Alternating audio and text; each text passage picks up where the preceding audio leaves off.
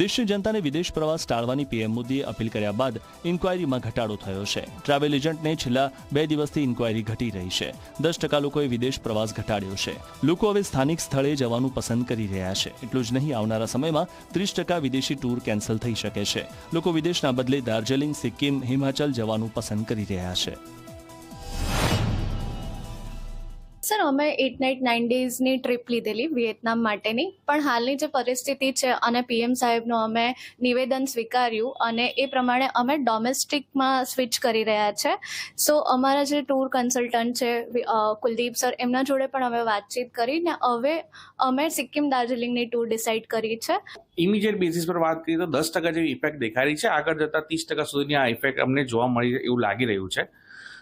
મોદી સાહેબના નિવેદન પછી લોકોનું જે ઇન્ટરનેશનલ જવાનો એક રશ હતો એ હવે થોડો ઓછો થશે એવું લાગી રહ્યું છે. લોકો ડોમેસ્ટિકની ઇન્ક્વાયરી હવે વધારે કરી રહ્યા છે.